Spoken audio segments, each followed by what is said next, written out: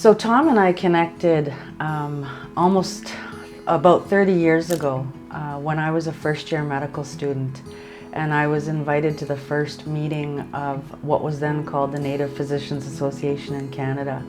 And he was one of about 20 Indigenous physicians who attended that first meeting, and I was one of about 10 medical students. When I met the first day of medical school at kind of the medical school mixer, where in the way of mixers, there are the party games where you link up, this person and that person, and he was the oldest person in the class and I was the youngest person in the class, so of course we got matched up. We had met at a Canadian Institute for Health Research meeting. It was sponsored by the National Aboriginal Health Organization. He was the very first person to give me a formal leadership invitation. My dad was an amazing father. He truly put all of his efforts and joys into raising his family. He was kind-hearted, he was compassionate, he was driven. Tom is remembered for so many different contributions to Indigenous health in this country. First of all, he was a man of many firsts. He was the first president of what was then called the Native Nurses Association in Canada.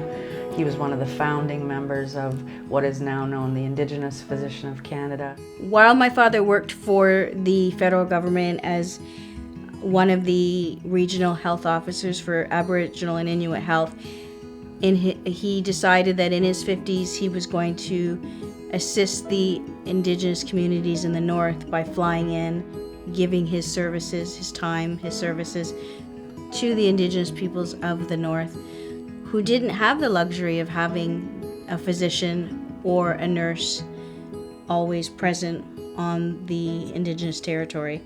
In the early part of his career, Tom is one of the best emergency room docs I've ever known. He's really, really good at emergency. He didn't do it for very long. He did it for a while up here in Thunder Bay, and then left to go down to Bracebridge. And then I guess the other, sort of real, highlight of his career would be when he left Bracebridge and, came back up to Thunder Bay and began to work for Health Canada and Non-Insured Health Benefit and did a lot of advocacy work.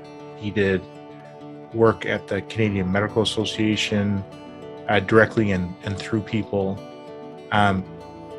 His touch was felt everywhere, and I would say that the majority of Indigenous medical leadership that's out there right now, in some way, shape, or form, has been touched by Tom.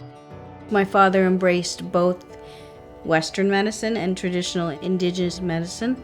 I think he realized there needed to be both. They needed to walk hand in hand.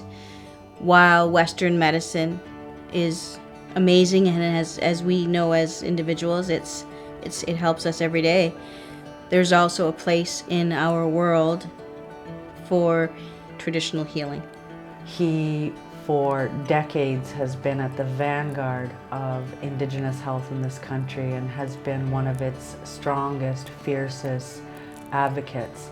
And he really did mentor, I think, a whole generation of young Indigenous nurses and doctors.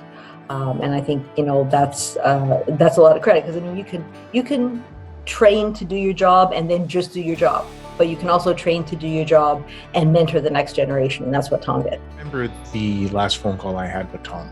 He told me something that I think really illustrates the kind of man he was. He said that he was proud to be a part of my journey. And he said that wherever you go now, just remember not to forget all the people that made you who you were. And if I have a message for Tom's family, it's that you were the reason he was how he was. In all these awards, we're not only recognizing Tom, we're also recognizing all the people that made him who he was.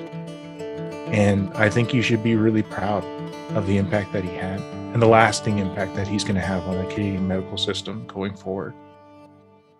Tireless advocate for eradicating inequity in health outcomes and healthcare and champion for systemic change. Canadian Medical Hall of Fame Laureate, Dr. Thomas Dignan.